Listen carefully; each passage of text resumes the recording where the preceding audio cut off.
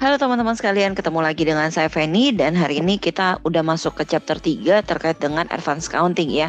Dimana topik di chapter 3 ini kita akan membicarakan terkait dengan consolidated financial statement pada tanggal akuisisi. Nah, kita udah mulai masuk nih bagaimana caranya kita akan buat yang namanya consolidated financial statement. Dan yang pertama kita akan buat dulu terkait dengan consolidated financial statement di tanggal akuisisi. Oke, sekarang kita coba lihat dulu beberapa istilah yang mungkin harus kalian perhatikan karena ini akan kita bawa ke chapter-chapter selanjutnya. Ya, yuk kita mulai aja teman-teman sekalian. Yang pertama itu adalah terkait dengan istilah yang sering banget saya sebutkan dari sebelum-sebelumnya, dari mulai chapter pertama terkait introduction sampai dengan chapter kemarin, chapter kedua terkait dengan akuisisi net asset. Nah, sekarang saya akan bahas lagi, yaitu adalah terkait dengan parent dan subsidiary. Jadi ada dua istilah ini, ada parents company dan subsidiary company, di mana parents company ini kita bisa bilang sebagai perusahaan induk. Dan subsidiary kita akan bisa sebut sebagai perusahaan anak. Ya. Nah, parents company itu mungkin bisa punya beberapa subsidiary. Oke, jadi bisa jadi punya subsidiary beberapa yang langsung dibeli langsung, tapi bisa jadi dia juga punya subsidiary yang secara tidak langsung. Subsidiary yang secara tidak langsung maksudnya gimana?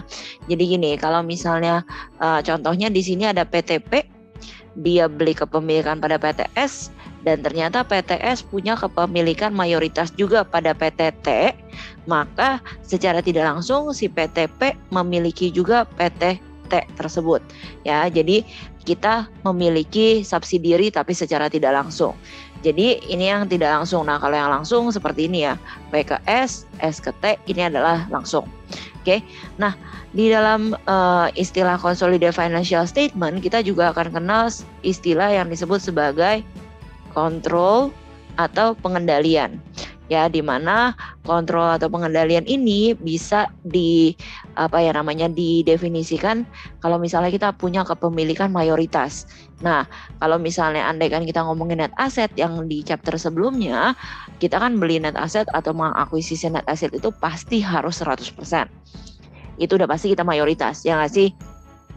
Tapi kan yang namanya akuisisi, seperti yang kemarin sudah pernah saya bahas, itu bisa kita akuisisi berdasarkan net asetnya, bisa juga kita akuisisi berdasarkan stoknya atau sahamnya. Nah, kalau misalnya net aset itu kan kita akuisisi 100%, sudah pasti kita mayoritas. Namun ketika kita ngomongin stok itu yang akan disebut mayoritas itu adalah ketika sudah lebih dari 50%. Nah, ini adalah yang standarnya ya, lebih dari 50%. Nah, kalau kalian ingat dulu waktu kita belajar investasi ya di chapter-chapter sebelumnya, di video-video sebelumnya sudah saya bahas juga terkait dengan investasi. Di situ ada yang namanya equity investment, kita bagi 3 ya. Ada yang less than 20 until 50, habis itu more than 50. Nah, kita akan ngomongin consolidated financial statement ketika sudah more than 50% secara mayoritas kepemilikan. Kita bisa ngomong kalau kita punya kendali atas perusahaan tersebut. Tapi ada kalanya yang namanya pengendalian atau kontrol tersebut tidak hanya terkait dengan kepemilikan. Bisa jadi kepemilikannya kecil gitu ya. Jadi less than 50%, bahkan mungkin less than 20%. Jadi kan tadi ada kategori less 20 until 50, habis itu 50%. Nah, dimana kalau misalnya kita omongin sebenarnya 50% inilah yang akan kita masukkan sebagai konsolidasi. Tetapi ketika kita punya kepemilikan kurang dari 50% atau bahkan kita tidak punya kepemilikan atas sahamnya, kita juga mungkin untuk punya kendali atas perusahaan tersebut. Itu yang akan disebut sebagai VIE. Oke, atau variable interest entity. Nah, variable interest entity ini apa sih? Jadi kepemilikan kita tuh sebenarnya secara tidak langsung kita tuh mengendalikan Oke, mengendalikan perusahaan tersebut. Nah, mungkin kita coba melihat dulu ya, mengendalikan itu maksudnya apa sih? Mengendalikan itu atau kita punya kontrol terhadap perusahaan tersebut adalah ketika kita bisa ikut dalam pengambilan keputusan untuk operasi dari perusahaan tersebut. Jadi untuk decision making ya. Nah, ada kalanya kalau misalnya andai kan kita ngomongin secara standar emang harusnya sih 50%. Tapi ada kalanya seperti yang tadi saya bilang bahwa ada variabel interest entity-nya di dalam suatu perusahaan sehingga kita bisa punya pengendalian atas perusahaan tersebut. Nah, contohnya gimana sih? Coba saya berikan sedikit contoh ya teman-teman terkait dengan VIE ini. Oke, di sini ceritanya ada Mr. A, di mana si Mr. A ini punya satu perusahaan namanya PTA. Ya, dan si Mr. A ini punya seorang anak namanya Mr. A Junior. Nah, di mana ayahnya ini mau si anaknya ini punya satu perusahaan sendiri. Lalu dibangunlah PTB. Nah, cuma karena untuk membuat anaknya supaya belajar bikin usaha sendiri dan supaya anaknya ini bisa manajemen perusahaannya sendiri, maka si Mr. A ini mau dia tidak punya kepemilikan sama sekali terkait dengan saham perusahaan anaknya. Nah, cuma kan ketika misalnya contoh nih ya, si PTA ini mau beroperasi dan dia butuh uang sekitar 10 miliar. Nah, uang 10 miliar ini akan dipinjam kepada bank X misalnya ya. Nah, peminjaman atas dana bank X ini misalnya contohnya setelah hasil negosiasi dan lain sebagainya ternyata didapatnya 9,5 M atau sekitar 95% dari pendanaan yang dibutuhkan. Nah, cuma si bank A ini mau kasih 9,5% jika penjaminnya adalah Mr. A atau PTA ya. Karena si perusahaan PTA ini sudah lama berdiri dengan alasan keuangannya lebih stabil dan lain sebagainya, sedangkan PTB ini masih baru. Jadinya si bank A, bank X ini minta kalau misalnya yang penjaminnya adalah si Mr. A atau PTA ini. Nah, lalu ya oke, karena ini perusahaan punya anaknya, akhirnya si Mr. A ini mengiyahkan untuk menjamin kepada bank terkait dengan pinjaman 9,5 M tersebut. Lalu masih tersisa 5% kepemilikan. Nah, biasanya ini dijual sama teman-teman dekat gitu ya, dari si Mr. A Junior atau dari Mr. A gitu ya, kolega-koleganya. Atau mungkin bisa juga dengan orang lain. Tapi kepemilikan ini biasanya bukan dibeli sama si Mr. A. Kita asumsikan ya. Jadi ini misalnya punya si Ibu J, Ibu K sama Bapak M misalnya lah ya, kita asumsikan begitu. Oke, berarti kalau misalnya kita mau lihat laporan keuangannya nih ya, posisi keuangannya dari si Mr. A Junior ini atau PTB, kita akan bisa lihat di sebelah kredit bahwa ada debt sebesar 9,5 M.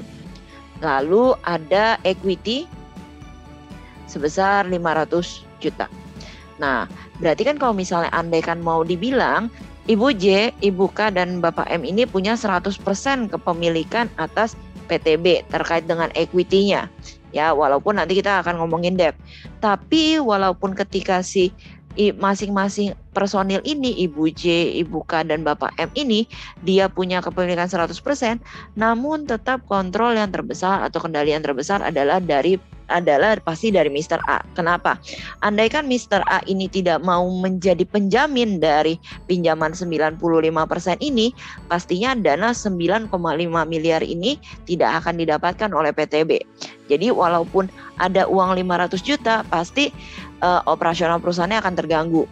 Nah, jadi kalau misalnya kayak gini teman-teman, kalau misalnya si Ibu J, Ibu K, dan Bapak M ini punya perusahaan gitu ya, dia tidak akan mengkonsolidasi laporan atas PTB. Kenapa? Karena dia tidak punya kendali atas perusahaan PTB tersebut. Yang akan mengkonsolidasi siapa? PTA. Kenapa? Karena secara kendali, dia punya kendali atas 95% ini. Walaupun itu punyanya Bank X gitu ya. Jadi dia menjadi penjamin sehingga dia punya kendali lebih besar dibandingkan dari Ibu J, Ibu K, dan Bapak M. Nah, ini adalah yang disebut sebagai variable interest entity. Ya. Nah, jadi kalau misalnya kayak gini teman-teman, si PTA akan tetap harus melakukan konsolidasi terhadap keuangan dari PTB. Jadi dapat kita simpulkan bahwa kita akan melakukan konsolidasi atas laporan keuangan dari subsidiary kita atau yang kita anggap sebagai subsidiary. Itu adalah ketika kita punya kepemilikan more than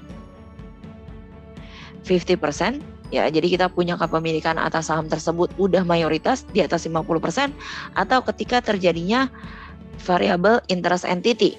Ya, jadi ketika kedua hal ini terjadi, kita harus melakukan yang namanya consolidation. Consolidation terkait dengan financial statement-nya.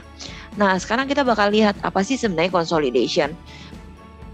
Ini kan kita asumsikan bahwa kita punya parent dan kita punya subsidiary.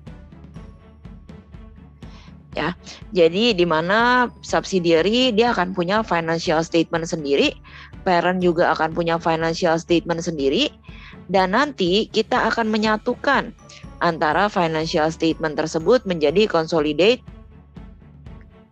financial statement.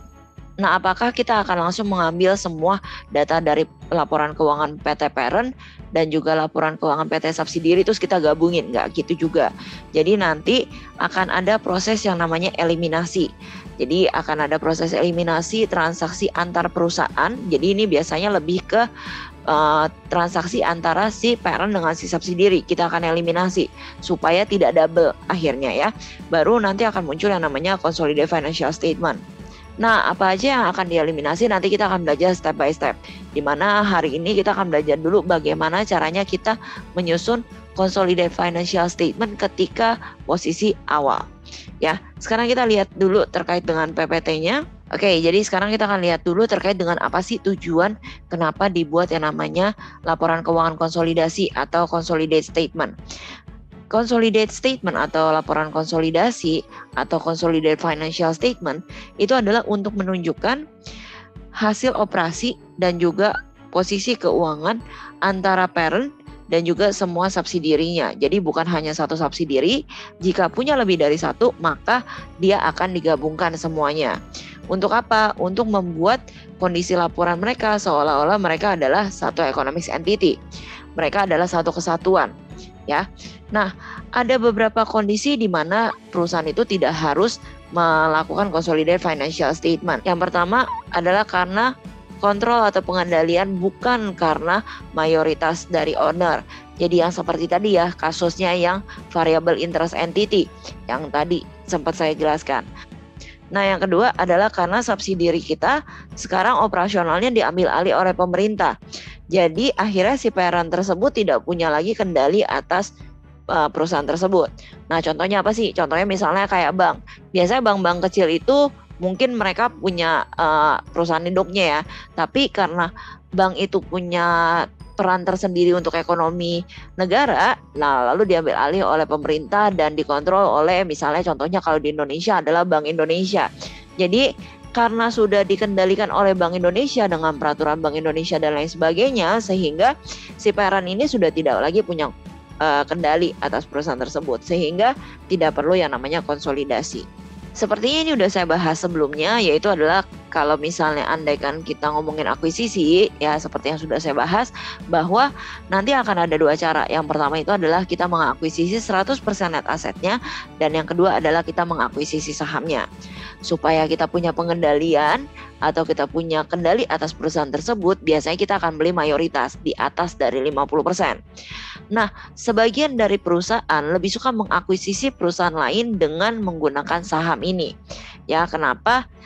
Ada beberapa alasan terkait dengan ini. Yang pertama itu adalah karena ketika stock acquisition atau akuisisi stok itu akan relatif lebih mudah. Harga sudah jelas di pasar, negosiasi tidak perlu terlalu alot dan lain sebagainya, jauh lebih simpel. Dan yang kedua, pengendalian akan kita bisa dapatkan dengan investasi yang lebih kecil. Kalau kita beli dengan net asset, kita harus beli 100%, di mana pasti jumlah uang yang harus kita keluarkan itu lebih besar. Nah, sekarang kita akan beli mayoritas, berarti bisa jadi itu akan lebih kecil. Ya. Dan yang ketiga adalah karena secara legal kita masih terpisah antara si perusahaan anak dengan perusahaan subsidiary. Di mana kalau misalnya kita mengakuisisi net asset ya berarti kita mengambil alih seluruh net asetnya. Tapi di sini kita masih tetap sebagai perusahaan yang berbeda, tapi kita punya pengendalian atas perusahaan tersebut. Jadi secara legal kita masih terpisah, ya. Nah, sekarang kita lihat terkait dengan consolidated financial statement, di mana consolidated financial statement itu akan di-prepare atau disiapkan oleh parent company, perusahaan induk, kepada semua subsidiarinya yang akan disebut sebagai consolidated financial statement. Jadi sebenarnya secara legal perusahaan antara perusahaan parent dengan subsidiary itu masih terpisah, ya. Jadi parent masih tetap parent, subsidiary masih tetap subsidiary, mereka tetap menjalankan operasional mereka tetap buat laporan keuangan mereka masing-masing. Namun ada tambahan laporan, yaitu adalah consolidated financial statement. Nah, ini lebih kepada kontrol atau pengendalian, ya. Jadi bukan kepada penyatuan dari perusahaan, tapi kita hanya berafiliasi anggapannya, ya. Kita hanya punya hubungan khusus anggapannya gitu, ya. Jadi kita akan lebih melihat terkait dengan substannya, mereka emang satu. Kenapa? Karena udah mayoritas, bukan formnya lagi yang kita lihat. Nah, consolidated financial statement ini tidak menggantikan laporan keuangan yang dibuat secara terpisah oleh si subsidiary. Jadi subsidiary ini akan tetap buat laporan keuangannya sendiri, ya, terpisah dari laporan keuangannya parent. Nanti baru ada additional laporan keuangan yang disebut sebagai consolidated financial statement atau laporan keuangan konsolidasi. Nah, masing-masing subsidiary dia akan tetap punya laporan keuangan masing-masing yang ditujukan kepada kreditornya, non-controlling interest, dan juga regulator agency. Nah, mungkin tadi saya agak sedikit kelupaan terkait dengan non-controlling interest ini. Jadi tadi kan ceritanya kalau misalnya kita bilang pembelian secara mayoritas, contoh ya, ini ada PTP dan PTS, di mana PTP ini membeli 80% kepemilikan pada PTS.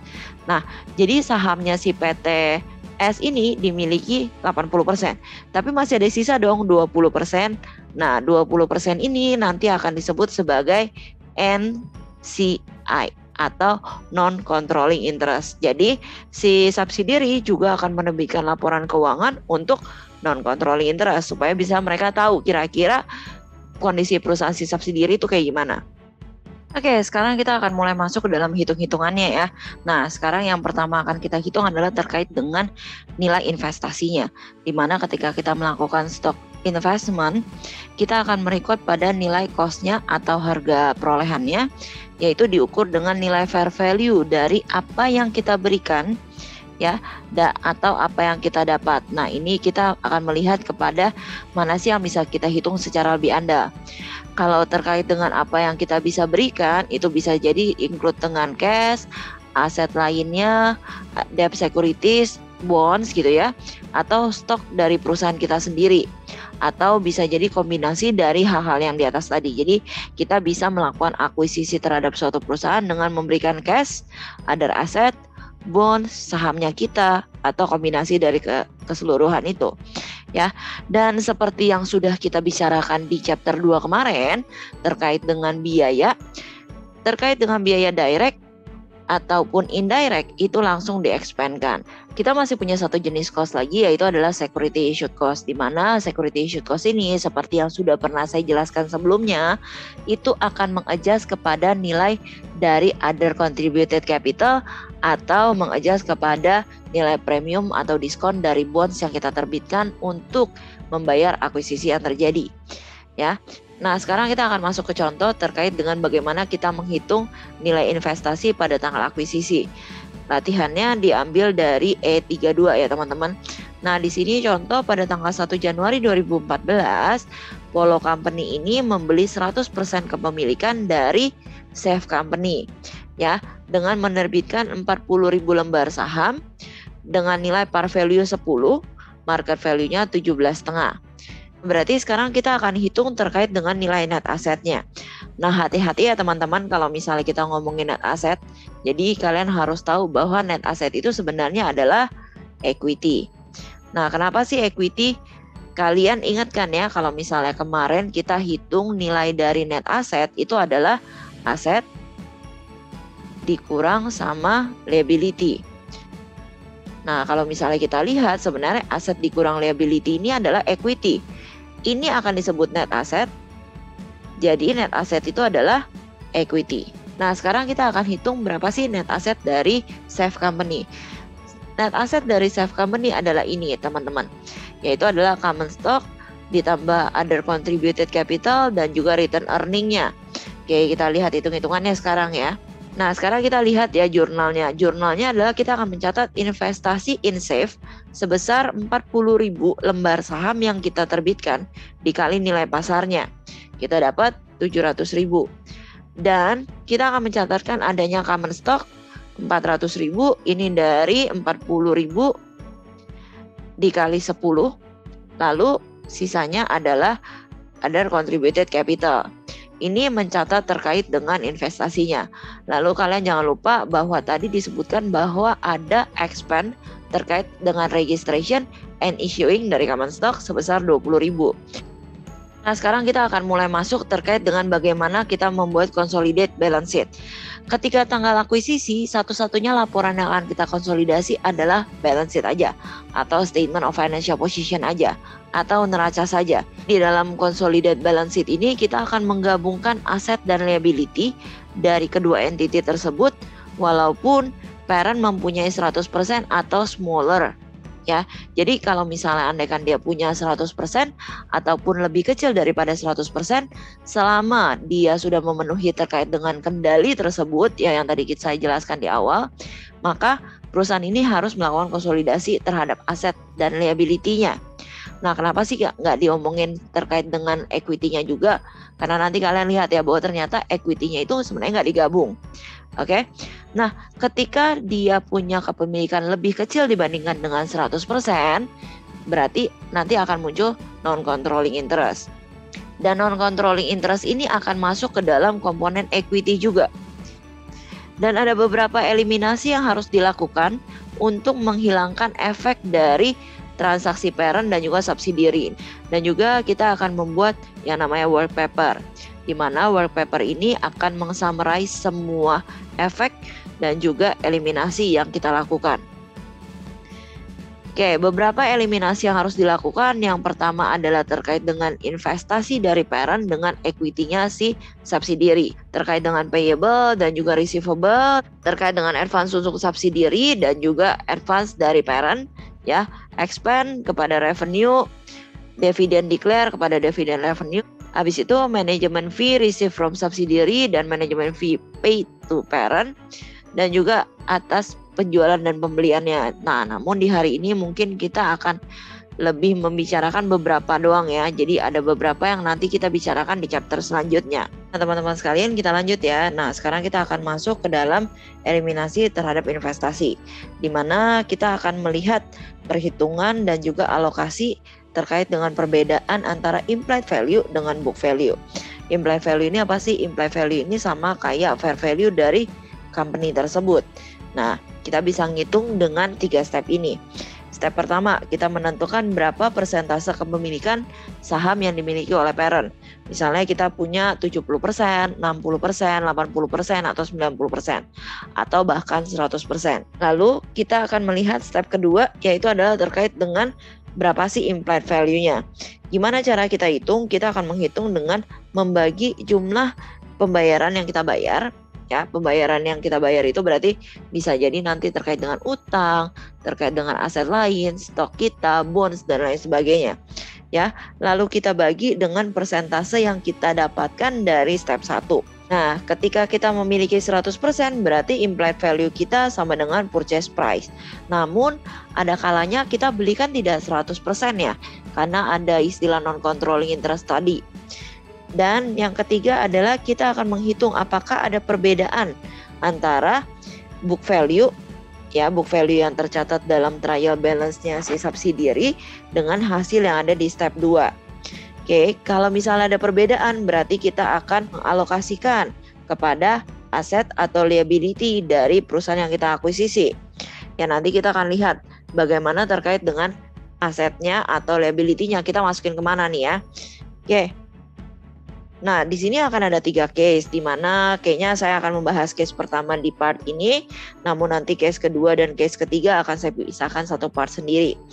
Nah, jadi akan ada 3 kondisi ini teman-teman sekalian, di mana bahwa implied value sama dengan book value. Berarti tidak ada selisih.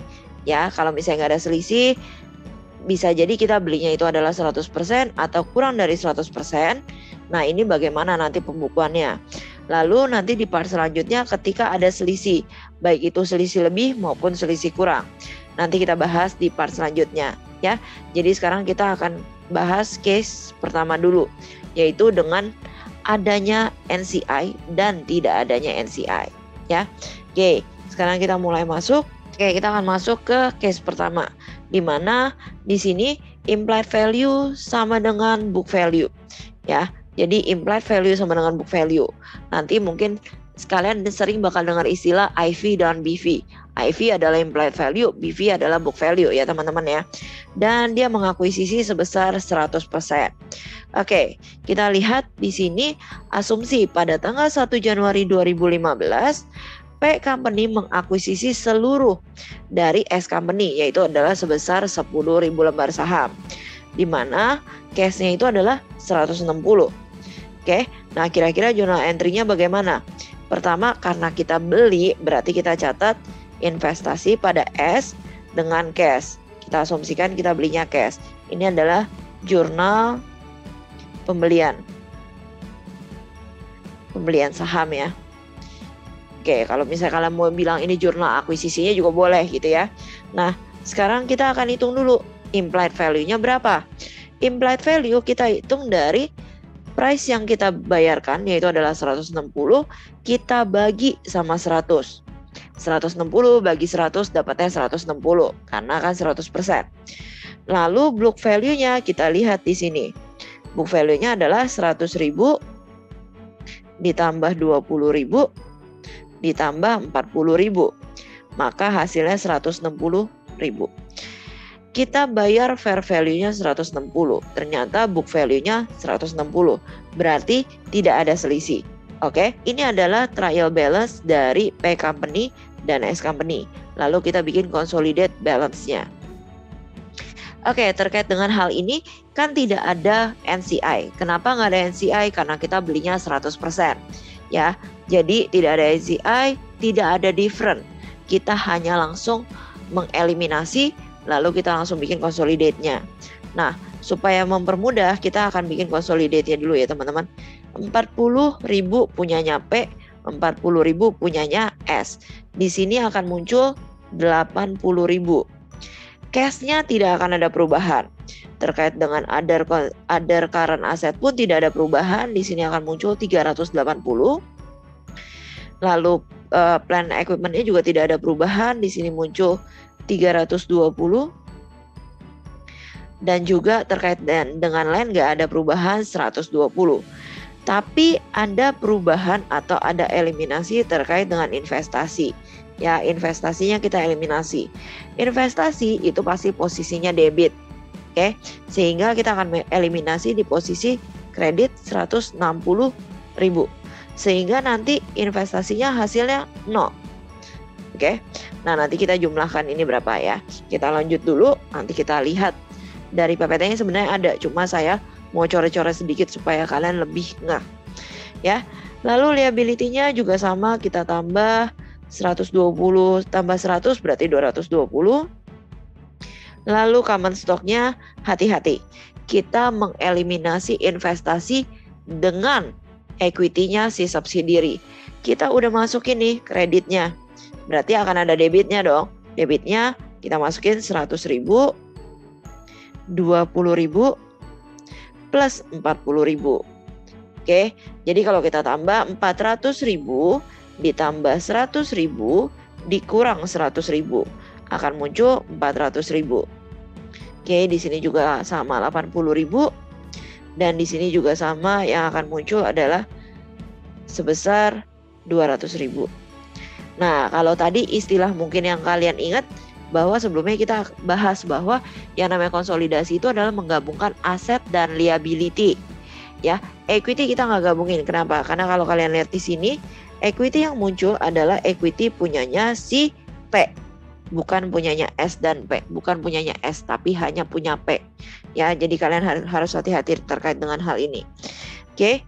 Nah, kita sekarang coba lihat terkait dengan bagaimana akhirnya jadinya si worksheet ini, work paper ini. Nanti jadi consolidate balance-nya adalah yang ini ya teman-teman. Ini adalah udah penggabungan antara P dan juga S ya. Dan jurnal eliminasinya adalah debit dan kredit. Ini satu jurnal. Kenapa hanya satu jurnal? Ini hanya satu jurnal. Kenapa satu jurnal? Karena tidak ada different dan kita masih posisi awal akuisisi. Nanti ketika kita udah masuk ke dalam soal yang lebih kompleks, pasti nanti jurnalnya akan makin banyak nih ya teman-teman ya. Oke, kita coba lihat selanjutnya.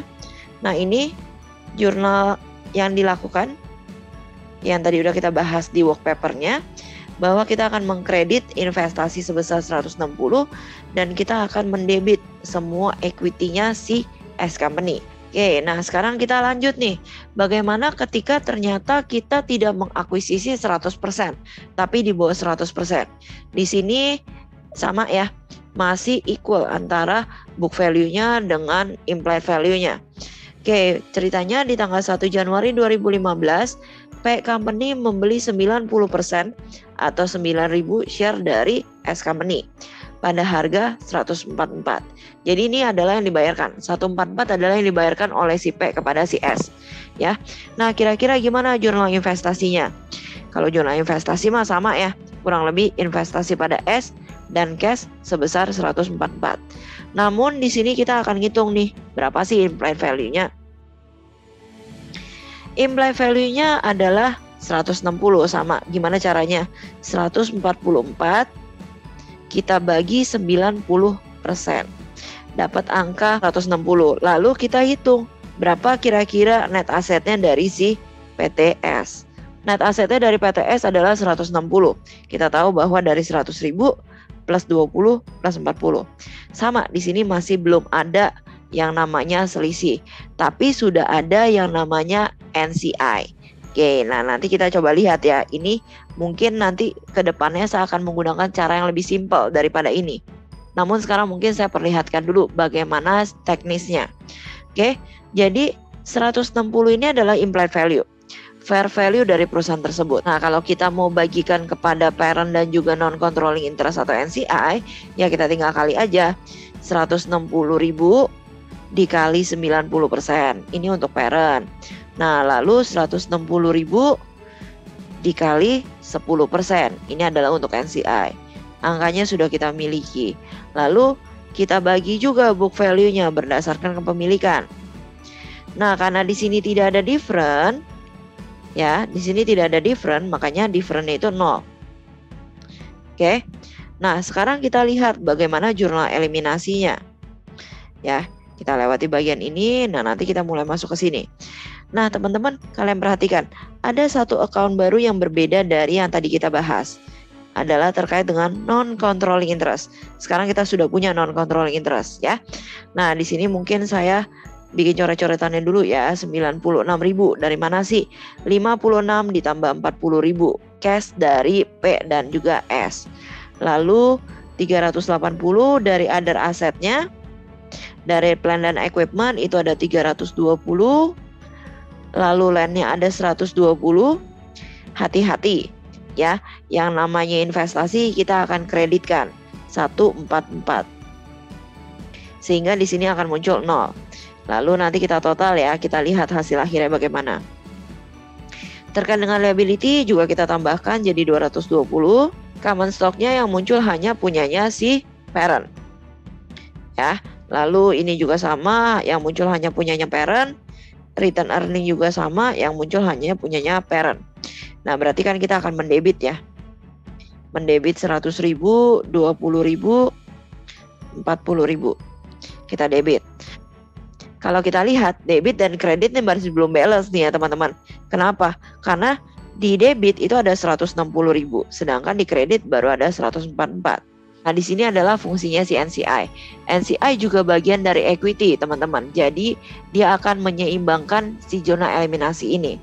Kita akan tambahkan NCI sebesar 16.000. Jadi, di sini muncul 16.000. Nah, nanti kita total ya. Kita lihat bagaimana hasil akhirnya. Oke, ini adalah jurnal eliminasi kita. Ya, ini satu jurnal, masih satu jurnal. Kenapa? Karena belum ada different.